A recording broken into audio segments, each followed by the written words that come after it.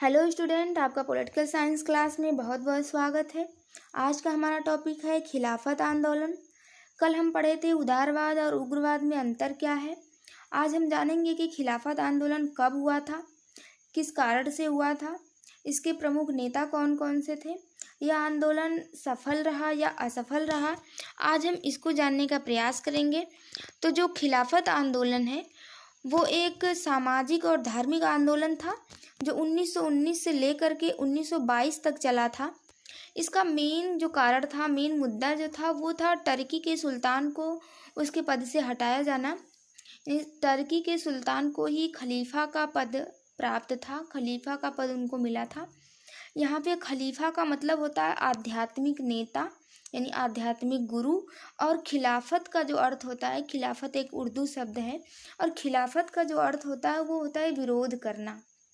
यानी कि खलीफा, जो टर्की का खलीफा था उसको हटाने का ब्रिटेन ने घोषणा कर रखा था, इसलिए जो पूरे विश्व के मुसलमान थे वो ब्रिटेन के खिलाफ हो गए थे। क्योंकि जो इस्लाम धर्म के आखिरी पैगंबर मोहम्मद साहब थे, उसके बाद कुरान शरीफ को इस्लाम का मूल आधार मानकर लोग आगे बढ़ने लगे। तो उनको रास्ता दिखाने का जो लोग कार्य करते हैं या फिर जो कार्य करते हैं उसको हम खलीफा बोलते हैं। और खलीफा के अंडर में ही यानी खलीफा के आधिपत्य में ही जो इस्लाम धर्म के पवित्र स्थल आते हैं वो खलीफा के आधिपत्य में ही आते हैं। अगर खलीफा को उसके पद से हटा दिया जाता है तो ये आधिपत्य भी हट जाएगा। तो ब्रिटेन की जो नज़र थी वो तुर्की के साम्राज्य पर थी, और इसीलिए जब प्रथम विश्व युद्ध चल रहा था, यानी कि प्रथम विश्व कब से कब तक चला था, प्रथम विश्व युद्ध 1914 से लेकर के 1918 तक चला था।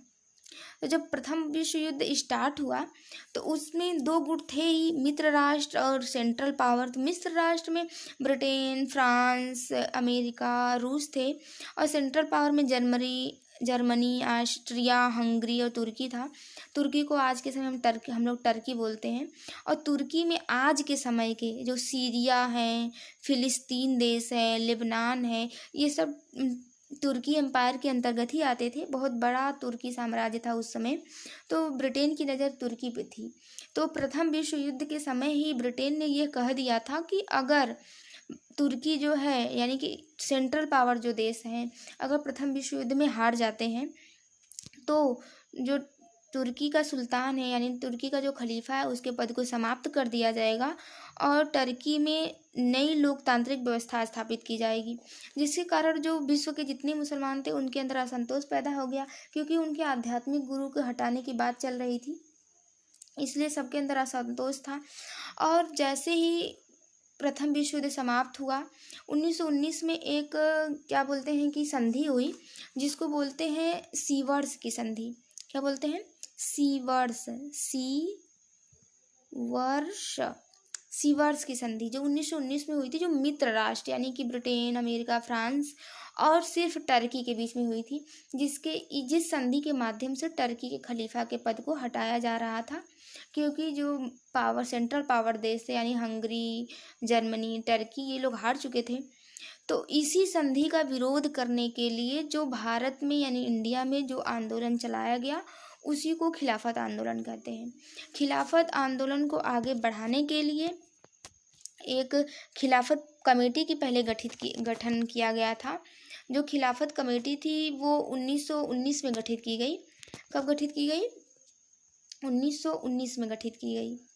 1919 में खिलाफत कमेटी गठित की गई, और इसके जो गठनकर्ता थे वे थे मोहम्मद अली। मोहम्मद अली से आप मोहम्मद अली जिन्ना मत समझिए, मोहम्मद अली से मोहम्मद अली, शौकत अली, ये अली बंधु थे।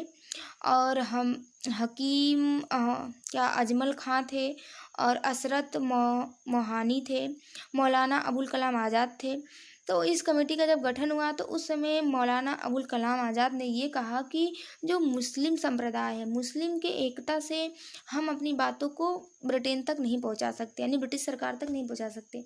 हमें एक ऐसे लीडर की ज़रूरत है, एक ऐसे नेतृत्वकर्ता की ज़रूरत है जो हमारी आवाज़ को ब्रिटिश सरकार के कानों तक पहुंचा सके। और उस समय महात्मा गांधी जो थे वो कांग्रेस के एक प्रमुख नेता हुआ करते थे, एक प्रमुख नेता थे। तो उन्हीं को बुलाया गया क्या बोलते हैं कि अखिल भारतीय मतलब जो ये खिलाफत कमेटी बनी थी उसके अध्यक्ष उन्हीं को बनाया गया।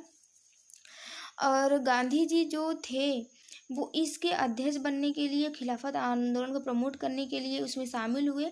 और इसलिए भी शामिल हुए कि क्योंकि उनको हिंदू मुस्लिम एकता को मजबूत करना था। इसके माध्यम से हिंदू मुस्लिम एकता मजबूत होती, क्योंकि गांधी जी से अंग्रेज़ों ने ये कहा था कि अगर प्रथम विश्व युद्ध में आप भारत को शामिल करा देते हैं, ये भारत के सैनिक हमको दे देते हैं, दिला देते हैं या फिर दे देते हैं भारत के लोगों को मना करके, तो हम आपको जैसे ही युद्ध समाप्त होगा हम आपको आज़ाद कर देंगे, आपके देश को आज़ाद कर देंगे।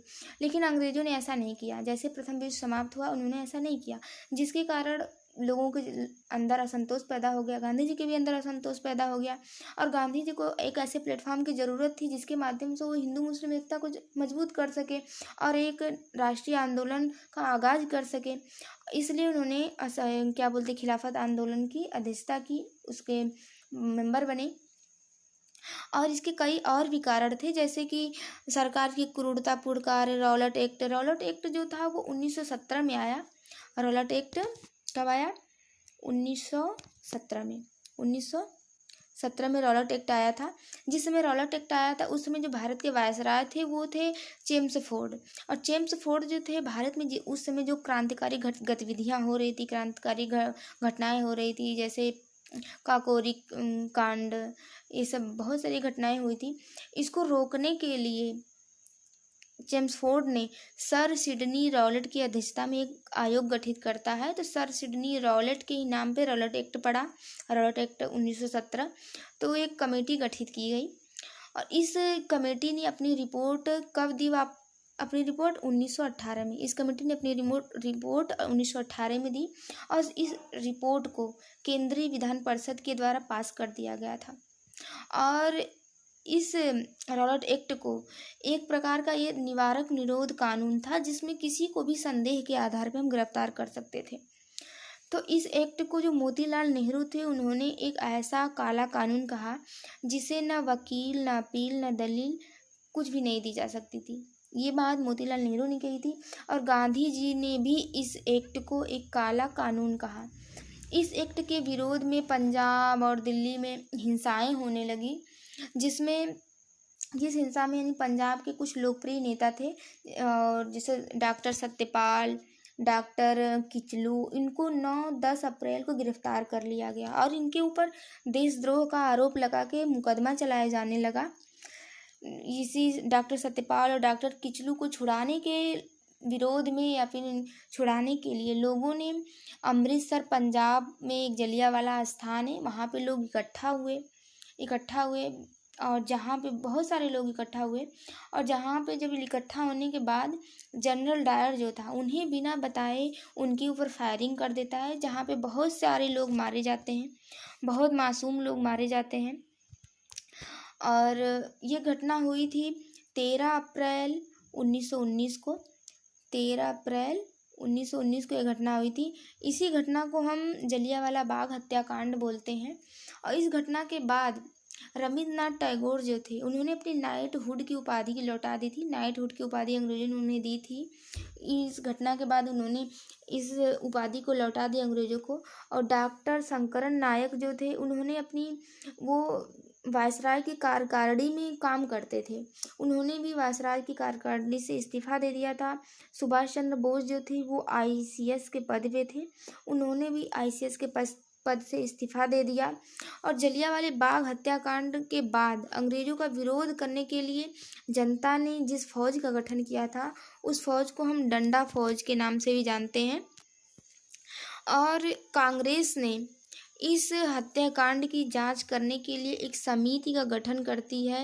वो मदन मोहन मालवीय की अध्यक्षता में कांग्रेस ने गठन किया था एक समिति का। और ब्रिटिश सरकार भी इस हत्याकांड की जांच के लिए कमेटी का गठन करती है, हंटर कमेटी के नाम से।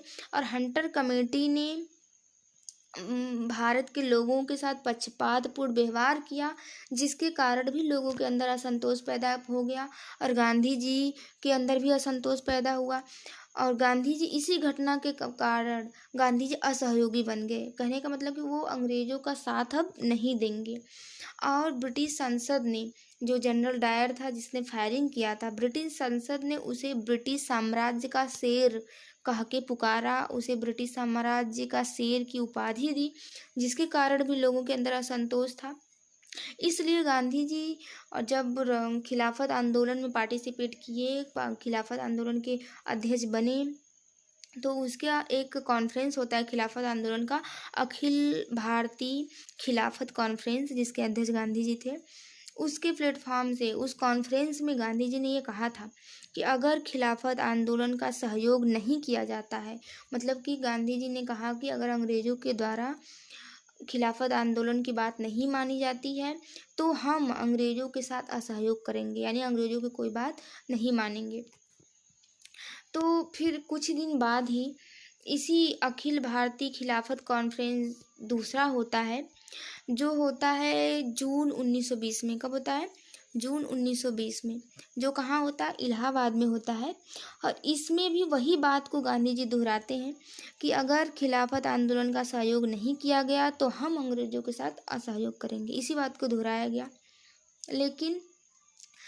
लेकिन जो ये क्या बोलते हैं खिलाफत आंदोलन था, ये स्वतः ही 1922 में समाप्त हो गया।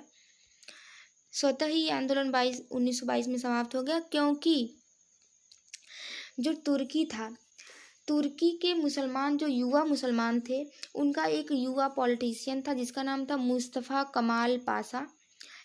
मुस्तफ़ा कमाल पाशा जो था, उसके नेतृत्व में जो युवा मुस्लिम थे, उनके द्वारा वहाँ के खलीफा को खुद उनके पद से हटा दिया गया, जिसके कारण 1922 में यह आंदोलन स्वतः ही समाप्त हो जाता है। लेकिन कभी कभी आप लोगों से क्वेश्चन ये भी किया जाता है कि क्या ये आंदोलन असफल रहा या सफल रहा?